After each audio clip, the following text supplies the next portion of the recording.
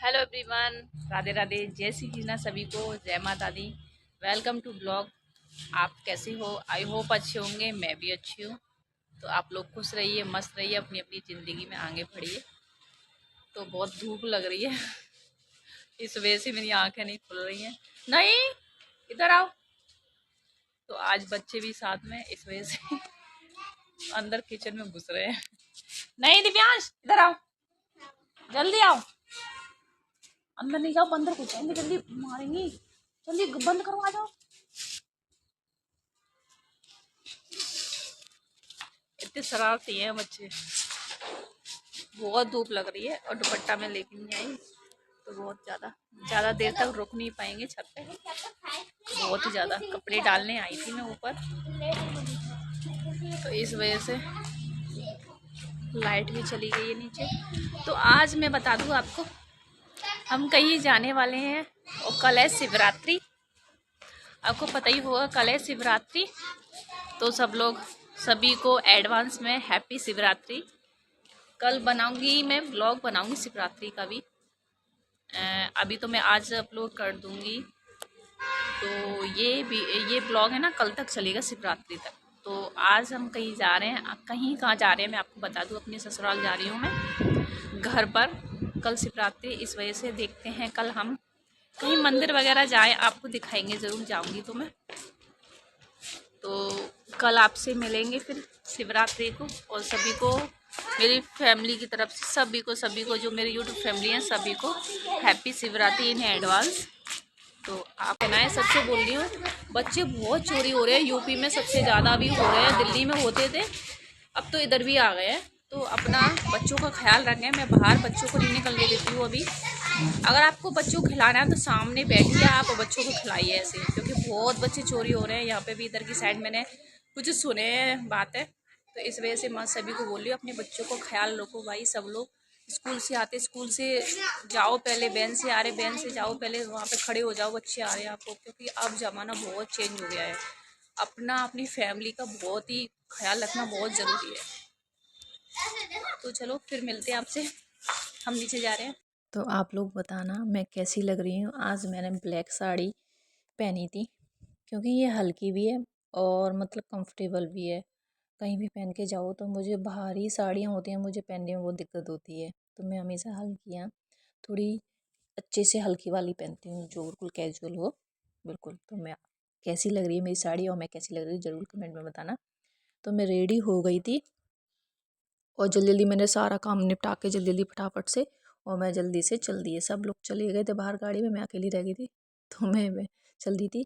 मैंने स्वेटर पहन लिया था, ताकि पता नहीं सर्दी बारिश वगैरह हो जाए, कुछ पता नहीं रहता है इस मौसम में सर्दी का।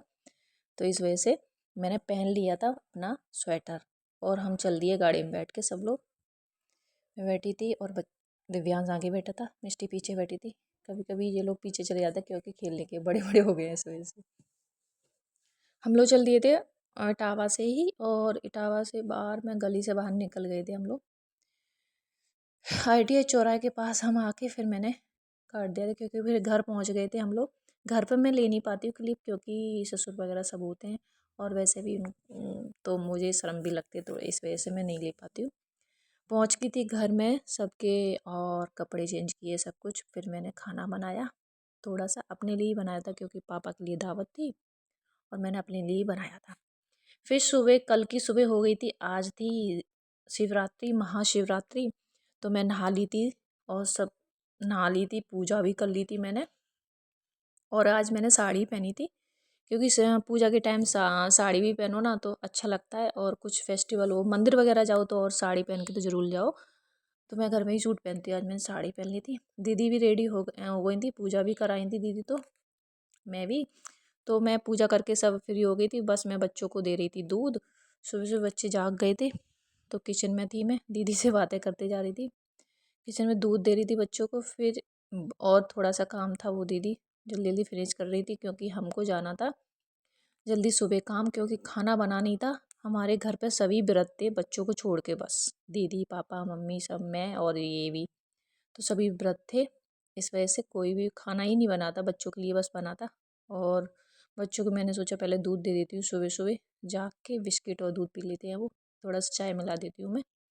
फिर मैंने सोचा जल्दी जल्दी पूजा करके फिर मैंने कि इनको खाना दे के फिर इनको तैयार भी करना है बच्चों को, क्योंकि जल्दी जाना है, फिर हमें लौट के जल्दी भी आना है।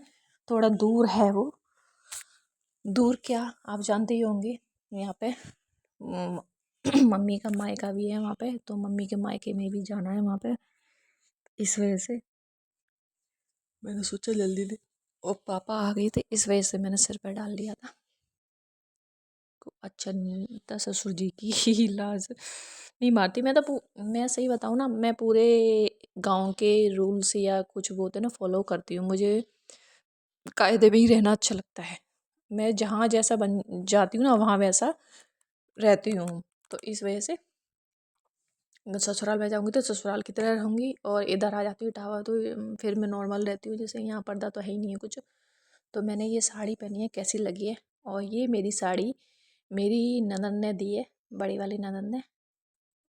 तो ये मेरे लिए लेके आई थी वो, उन्हीं की ये साड़ी मैंने मुझे तो मैंने पहनी आज। मैंने की थोड़ा पिंक कलर सा है मिक्स, इसमें रेड पिंक मिक्स, थोड़ा अच्छा कलर लग रहा था। और मिष्टी और मैं थोड़ा गपशप मार रहे थे दोनों अपने रूम में, उधर बैठे थे पापा वगैरह सब लोग। फिर हम रेडी होके जल्दी जल्दी काम करके जल्दी फिनिश चल दिए अब ये आ गई थी हमारे पचनदेव मंदिर। ये वो गढ़िया की तरफ पड़ जाता है। ये पचनदेव मंदिर आप जानते ही होंगे, इटावा के जिले, इटावा वैसे इसको सब लोग इटावा से बोलते हैं, वैसे ये बोल गढ़िया की तरफ पड़ता है पचनदेव मंदिर। महाशिव शिव जी का मंदिर है ये, बहुत आना जाना माना मंदिर है, बहुत ही अच्छा है और बहुत ज़्यादा भीड़ होती है, मेला भी लगता है यहाँ पे। यहाँ 5 नदियाँ मिली हुई हैं, और जिस नदियों जो नदियाँ हैं ना 5, वो आपस में मिल गई हैं 5 नदियाँ। ऐसा 5 नदी मिली है कहीं भी संसार में नहीं है, ये जो 5 नदी मिली हुई हैं। एक ऐसा ही ये स्थान है जहाँ ये 5 नदियाँ मिली हुई हैं। सब चंबल है, गंगा है, और मतलब और भी है, मैं आपको नाम बताऊंगी, मुझे एक आध दो नाम आते हैं और एक आध दो नाम मैं भूल जाती हूँ नदियों के। तो हम लोग गए थे, फिर मंदिर में दर्शन किए थे हमने। पापा तो मम्मी थोड़ा दूर थे तो मैंने क्लिप ले ली थी मंदिर में जाके। बहुत बड़ा मंदिर है, और महाशिवरात्रि बहुत अच्छे हैं ये, बहुत माने जाते हैं। और सच्ची में मैं जब से शादी में यहाँ शादी हुई है मैं तब से मैं यहाँ आती हूँ, और बहुत ही अच्छे हैं ये, बहुत जो आप मांगते हैं ना मनोकामना पूरी होती है भोले बाबा की।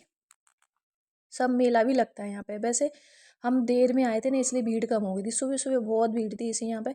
पुलिस भी इतनी भीड़ हो जाती है कि पुलिस को लगना पड़ता है यहाँ पे। और देखो ये नदी मैं दिखा रही हूँ ना आपको, हम लोग चल दिए थे पूजा वूजा करके, फिर मैं आपको नदी दिखा रही हूँ। देखो 3 नदी तो ये मिली हुई है, फिर आगे उसकी तरफ है हम लोग निकल आए हैं।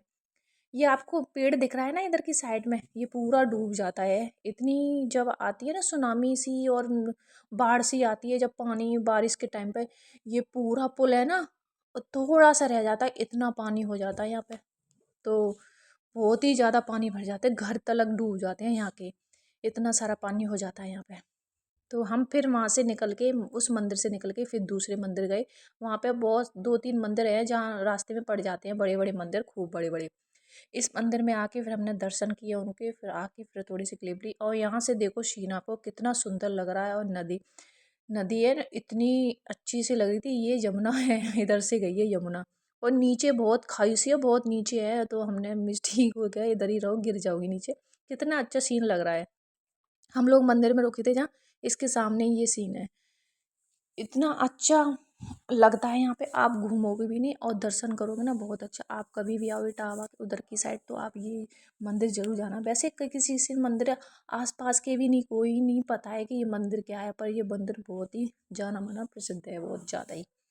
5 नदियाँ कभी नहीं कहीं देश में नहीं मिलती है जहाँ यहाँ मिलती हैं 5 नदियाँ। तो इस वजह से हम लोग आ गए थे दर्शन करके घर पे, फिर घर से भी जल्दी जल्दी आ गए, मैं क्लिप लेना भूल गई थी।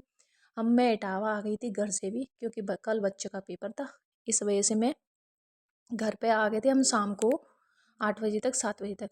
फिर मैंने घर आ, क्योंकि आज था व्रत ना, तो व्रत में हम कुछ खाया नहीं था, ऐसे ही भूखे भूखे थे सब लोग दर्शन करते हुए, कुछ भी नहीं खाया सुबह से हम कुछ भी। तो मैं आई थी घर पे, इटावा आ गई थी मैं।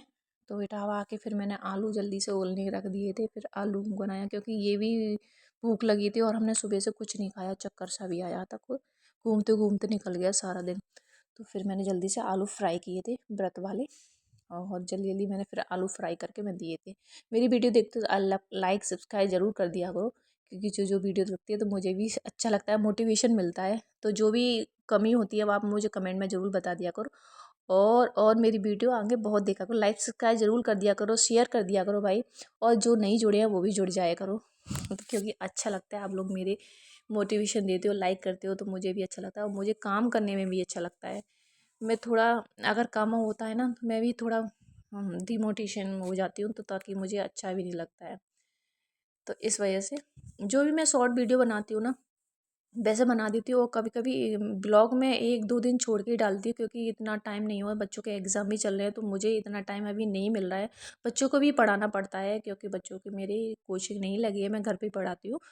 इस वजह से मुझे टाइम लगता है। तो प्लीज़ अपना सपोर्ट और प्यार बनाए रखना, और मेरी वीडियो ब्लॉग सब ज़रूर देखा करो।